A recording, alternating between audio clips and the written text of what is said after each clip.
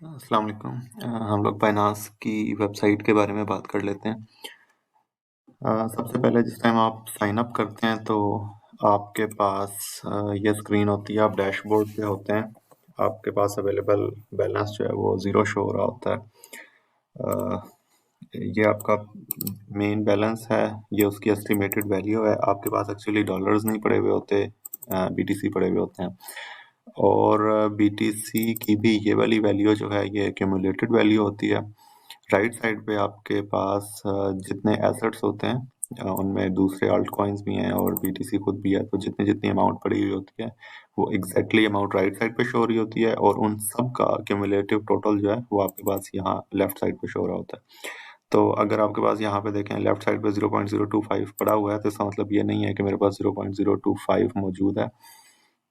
अभी मेरे पास इन दो मेन के अंदर डिस्ट्रीब्यूशन पड़ी हुई है, तो लेकिन अगर इन दो की एक्यूमुलेशन जो होगी वो मेरे, अगर मैं पीओए को सेल कर देता हूँ तो जो रिमेनिंग बीटीसी इसमें ऐड हो जाएंगे वो मेरी असल चीज़ होगी, जो बीटीसी टोटल शो रहे होंगे। जो राइट साइड पे बीटीसी शो रहे होते हैं वो आपकी एक्चुअल होल्डिंग होती है।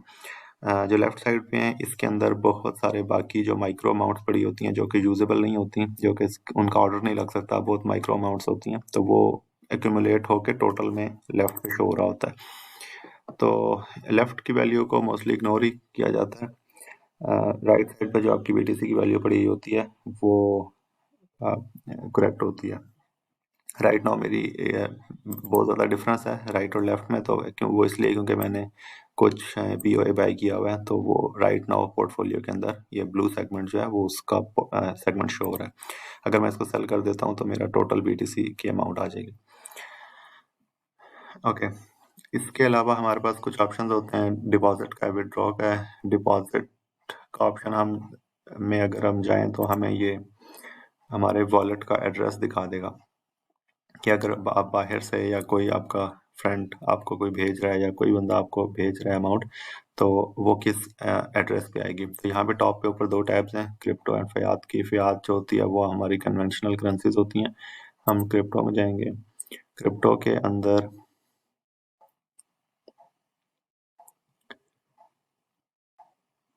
हमारे पास ये वॉलेट का एड्रेस शो हो जाता है। इस वॉलेट के एड्रेस के ऊपर आप कुछ भी जो है कोई भी बंदा अगर इस वॉलेट के एड्रेस पे चीज़ भेजता है तो वो आपको रिसीव हो जाएगी।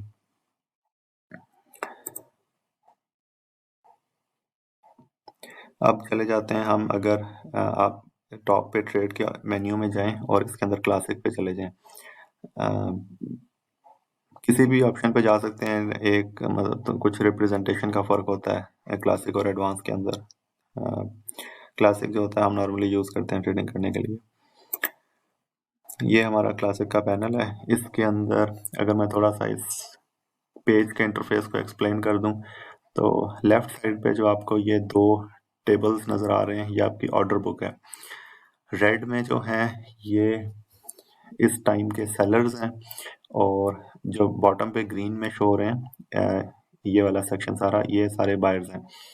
और अगर आप नोट करें कि ये यहाँ से नीचे से वैल्यूज देखना शुरू करें, ये इंक्रीज हो रही हैं, 135 तक आती है। 135 के बाद शिफ्ट हो जाता है सेलर साइड पे। 136 से बाकी वैल्यूज जो ऊपर हैं वो सेलर साइड पे हैं। तो 135 एंड 136 के दरमियान इस टाइम ट्रेड चल रही है। कुछ लोग होंगे जो इस टाइम 136 पे ख़रीद लेंगे या उससे भी महंगा ख़रीदना चाहेंगे, तो वो आप अपर साइड से ख़रीद सकते हो, आपकी इमीडिएटली बाइंग हो जाती है। कुछ लोग होंगे वो एग्जिट करना चाह रहे होंगे तो वो इमीडिएटली 135 पे सेल करके निकल सकते हैं। अगर उन्होंने 136 या किसी हायर वैल्यू पे सेल करना है तो वो इस पे ऑर्डर लगा देते हैं और वो उस नंबर की के अंदर लग जाते हैं। अगर आपने इमीडिएटली सेल करना है तो जो बाइंग साइड पे आपको मैक्सिमम रेट मिल रहा है आप उस पे सेल करेंगे। ये हमारी इसको ऑर्डर बुक कहते हैं। राइट साइड पे बॉटम में मार्केट ट्रेड्स आ रही हैं। ये वो ट्रेड्स हैं जो कि जो लोग 136 पे या 135 पे बाइंग सेलिंग कर रहे हैं, ये उनकी हिस्ट्री आ रही है। जो लेटेस्ट ट्रेड होती जाएगी वो यहाँ पे शो होती जाती है। ओके, इसके अलावा टॉप राइट ये जो है हमारा सेक्शन, इसके अंदर तमाम के तमाम कॉइन्स की लिस्ट होती है। बीटीसी का टैब होता है। बीटीसी के टैब के अंदर ये तमाम जो लिस्ट आपको शो हो रही है ये वो कॉइन्स हैं जो कि BTC के अगेंस्ट ट्रेड हो रहे हैं। इसकी एग्जांपल ऐसे है कि जैसे आप स्टॉक मार्केट में पाकिस्तानी रुपीस जमा करवाते हैं और उसके अगेंस्ट आप PIA, PTCL, OGDCL के शेयर्स खरीद लेते हैं। तो आप जिस टाइम कोई भी शेयर खरीदते हैं तो आप रुपीस में पेमेंट करते हैं, और जिस टाइम आप कोई शेयर बेचते हैं वापस तो आपको रुपीस वापस मिल जाते हैं। तो जो आपका एक्चुअल करेंसी होती है वो पाकिस्तानी रुपीस होती है। इसी तरह यहाँ पे ये सारे BTC के पेयर्स हैं। यहाँ पे जो प्राइमरी करेंसी है वो BTC है, और बाकी सारे जो एसेट्स हैं वो BTC के अगेंस्ट ट्रेड हो रहे हैं। आपने फॉर एग्जांपल यहाँ पे मैंने ये POA का पेज खोला हुआ है, ये आप टॉप पे नाम देख सकते हैं। POA के पेज का मतलब है कि यहाँ पे POA कॉइन की ट्रेडिंग हो रही है BTC के अगेंस्ट। मैं BTC के अंदर पे करूंगा तो मुझे POA मिल जाएगा, और मैं अगर किसी हायर रेट पे इसको बेचना चाहता हूँ तो फिर मैं जब बेच दूंगा तो मुझे वापस BTCs मिल जाएंगे। तो ये होती है alt coin trading. Directly holding का काम हम नहीं करते। हम लोग BTC और इथेरियम जिस तरह कुछ लोग बाय करके रख लेते हैं और लॉन्ग टर्म वेट करते हैं, हम वो काम नहीं करते। हम लोग एक्टिवली ट्रेड कर रहे होते हैं आल्ट कॉइन्स के अंदर। इसी तरह ऊपर कुछ और आपको टैब्स नजर आएंगी जिसके अंदर फियात है, आल्ट्स हैं, डिफरेंट जोन्स बनी हुई हैं, BNB के पेयर्स होते हैं, मार्जिन के पेयर्स होते हैं। ये डिफरेंट किस्म की एलोकेशंस हैं कि आपने BNB के साथ ट्रेड करना है या डॉलर के साथ ट्रेड करना है, किसी तरह भी आप कर सकते हैं। हम लोग मोस्टली उन चीज़ों पे नहीं जाते, हम डायरेक्टली BTC के साथ आल्ट कॉइन्स को ट्रेड करते हैं। लाइक मैंने POA का पेज खोला हुआ है, तो ये उसका ग्राफ मेरे सामने शो हो रहा है। एक चीज़ मेक श्योर करें कि जिस टाइम आप किसी भी कॉइन का ग्राफ खोलते हैं, पहले तो आपने BTC की टैब में जाना है। यहाँ पे उसके कॉइन्स के अंदर से आप एक्सप्लोर करें, एक एक के ऊपर क्लिक करें, उसका ग्राफ खुल जाएगा। उसका एक्सप्लोर करें कि आपके पास कोई बाइंग अपॉर्चुनिटी है या नहीं। बाइंग अपॉर्चुनिटी अगर आपने देखनी है तो स्क्रीन के ऊपर अपना कर्सर लेके आएं, और एक चीज़ ये है कि ऊपर आपके पास ये 3 ऑप्शन होंगे, ओरिजिनल, ट्रेडिंग व्यू और डेप्थ का। आप ओरिजिनली जो होता है वो ओरिजिनल के ऊपर सेट हुआ होता है, ये वाला ग्राफ सेट हुआ होता है, तो आपको बहुत ज़्यादा कोई फ़ायदा नहीं होगा इस ग्राफ में रहने का। तो ट्रेडिंग व्यू का जो ग्राफ है इस पे आ जाएं, इसमें बहुत ज़्यादा बिल्ट इन ऑप्शंस होते हैं, टूल्स बिल्ट इन होते हैं। मैं किसी भी जगह पे अपना कर्सर रखता हूँ, शिफ्ट प्रेस करता हूँ, लेफ्ट क्लिक करता हूँ, और अब शिफ्ट को बेशक छोड़ दें और माउस को ड्रैग करें तो आपको नज़र आ रहा है कि मैं जितना नीचे आऊँगा तो मुझे अपनी परसेंटेज नज़र आ रही है कि पॉइंट A से पॉइंट B तक अगर मैं डाउन आया हूँ तो कितने माइनस में कितनी परसेंटेज डाउन आई है। इसी तरह मैं अगर किसी पॉइंट A से पॉइंट B में ऊपर की तरफ जाता हूँ, मैंने ये वाली स्पाइक देखनी है तो मैं ऊपर की तरफ जाता हूँ, तो मुझे पता लग गया कि जी 11.1% या 11.6% जो है वो उसका पॉजिटिव स्पाइक थी। तो हम लोग अच्छा, मैं अब ये थोड़ा सा एक्सप्लेन करूंगा कि हम लोग कैसे अपॉर्चुनिटी ढूंढ रहे होते हैं। उससे पहले मैं एक चीज़ बता दूं कि ट्रेडिंग व्यू के ग्राफ के ऊपर बहुत सारी स्टडीज अप्लाई हुई होती हैं जो आप खुद कर सकते हैं, खुद रिमूव ऐड भी कर सकते हैं, रिमूव भी कर सकते हैं। राइट नाउ ये MA मूविंग एवरेजेस हैं, ये मैंने डिसेबल की हुई हैं। हम लोग सिर्फ इस टाइम वॉल्यूम MACD, ये MACD है, ये RSI है। बोलिंगर बैंड्स, ये जो आपको एक ग्राफ के साथ रैपर नज़र आ रहा है ये वो है, बोलिंगर बैंड है। ये तमाम स्टडीज़ हैं, इनको आप अलग से गूगल पे जाके एक एक को स्टडी भी कर सकते हैं कि इनका क्या पर्पस होता है। ऐसा कुछ नहीं है कि आपको फ्यूचर की वैल्यू कोई चीज़ बता रही होती है, ऐसा कुछ नहीं है। आपको सिर्फ एक इंडिकेशन मिल रही होती है कि मार्केट अपने करंट स्टेट में किस तरह की सिचुएशन में मौजूद है। ये सारी जो स्टडीज़ हैं, ये सारे जो ग्राफ्स हैं, ये करंट वैल्यूज़ के ऊपर जनरेट हो रहे होते हैं। ये आपको इंडिकेशन दे देते हैं, बट कोई भी चीज़ आपको फ्यूचर के बारे में कुछ नहीं बताती। ओके, अब कोई भी अगर आपने स्टडी अप्लाई करनी है तो आप ग्राफ के ऊपर राइट क्लिक करते हैं, इंसर्ट इंडिकेटर पे जाते हैं। इंसर्ट इंडिकेटर के अंदर जाके ये तमाम एक लिस्ट आ जाती है जो उसके तमाम स्टडीज़ हैं। स्टडीज़ से मुराद ये होती है कि किसी भी तरह की इंडिकेटर्स हैं, लाइक ये ग्राफ है, इसके ऊपर हर इंस्टेंस के ऊपर कितना वॉल्यूम था वो ये नीचे बार ग्राफ्स की शक्ल में शो हो रहा है। ये हर इंस्टेंस के ऊपर मैंने अगर ये 5 मिनट का ग्राफ खोला हुआ है तो ये एक एक जो लाइन है, वर्टिकल लाइन, इसको कैंडल बोलते हैं। ये एक एक वर्टिकल कैंडल का ड्यूरेशन 5 मिनट्स है, और उस 5 मिनट्स के अंदर ये नीचे आपको बार ग्राफ्स के अंदर ट्रेडेड वॉल्यूम शो हो रहा है। इसी तरह ये जो नीचे RSI है, RSI की स्टडी ये बताती है, मैं इसको थोड़ा सा एक्सपेंड कर देता हूँ। RSI की स्टडी इन्हीं कैंडल्स के रियल टाइम डाटा को यूटिलाइज करके प्लॉट हो रही होती है। RSI के अंदर एक बैंड जा रहा होता है जिसकी अपर और लोअर लिमिट होती है। अपर लिमिट 70 पे होती है, ये आपको नजर आ रही होगी, और लोअर लिमिट 30 पे होती है।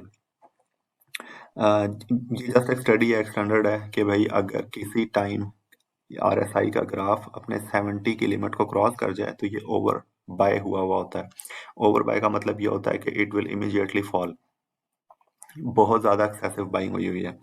और अगर किसी टाइम आपका ग्राफ RSI का ग्राफ 30 की लिमिट से नीचे चला जाए तो इसका मतलब ये होता है कि उस टाइम फ्रेम के अंदर ओवर सेल हो चुका है और ये इमीडिएटली बाउंस बैक करके वापस आएगा 30 से, वापस अपने नॉर्मल बैंड के अंदर आ जाएगा। तो मोस्टली कोई भी जो ग्राफ होता है उसकी वैल्यू सर्कुलेट करती हैं 30 टू 70 की रेंज के अंदर। किसी भी टाइम अगर स्पाइक बाहर निकलती है 70 से तो वो आप उसके कोरस्पॉन्डिंग देखें कि बहुत बड़ी बड़ी स्पाइक्स आई हुई हैं यहाँ पे भी और यहाँ पे भी, और वो इमीडिएटली डाई डाउन कर जाती हैं। ये RSI का ग्राफ है, ये आपको कुछ इंडिकेशन देता है, कुछ इन्फॉर्मेशन दे देता है। इसी तरह MACD एक इंडिकेटर है। MACD होता है मूविंग एवरेज कन्वर्जेंस डाइवर्जेंस। ये आपको एक ऑसिलेटिंग पैटर्न दिखा रहा होता है कि किस टाइम एवरेजेस जो हैं एक दूसरे को क्रॉस कर रही हैं। इससे थोड़ी सी आपको विद टाइम आपको पता लग जाता है कि मूवमेंट किस टाइप की हो रही है। अब ये जो मैंने कैंडल स्टिक्स के साथ जो ये ब्लू कलर का रैपर लगा हुआ है, इसको बुलिंगर बैंड्स की स्टडी कहते हैं। इस बुलिंगर बैंड के अंदर एक अपर लिमिट होती है, अपर रैपर होता है, लोअर रैपर होता है और मिडिल एवरेज होती है जो रेड कलर में शो हुई हुई है।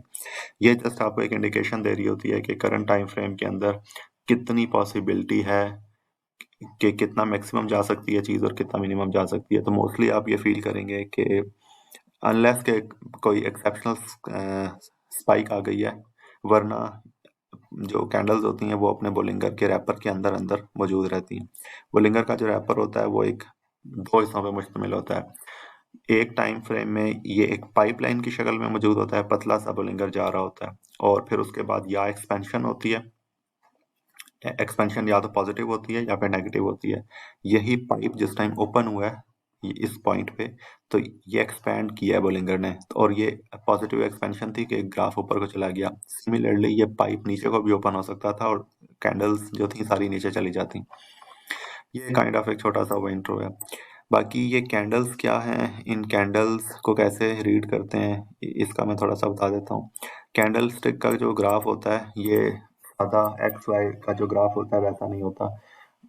XY में ही प्लॉटिंग हुई होती है, लेकिन ये आपको एक एक पॉइंट प्लॉट नहीं हुआ होता। ये आपको बताता है कि भाई कितने इंटरवल का एक सैंपल है, एक जो वैल्यू शो हो रही है ग्राफ के ऊपर या एक वर्टिकल लाइन शो हो रही है, इसको कैंडल कहते हैं।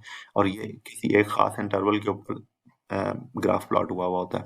राइट नाउ मैंने 5 मिनट सेलेक्ट किया हुआ है, तो मेरी जो एक एक वर्टिकल लाइन है ग्रीन या रेड में जो शो हो रही है आपको, ये 5 मिनट के इंटरवल की है। उस एक 5 मिनट के अंदर जब भी वो 5 मिनट शुरू होते हैं तो मैं आपको कोई बेहतर कैंडल निकाल के दिखा देता हूँ।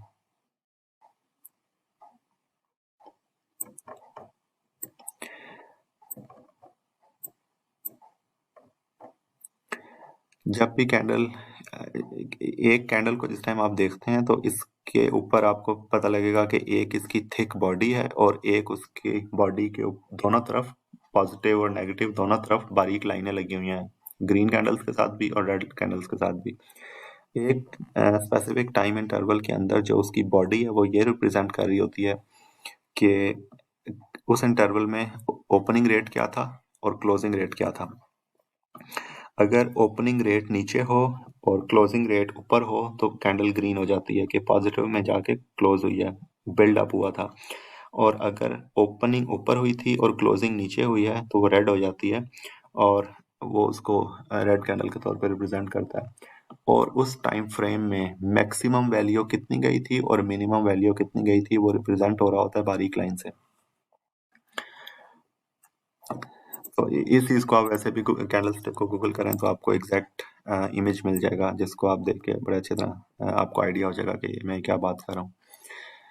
इसी टाइम फ्रेम को अगर मैं 5 मिनट से चेंज करके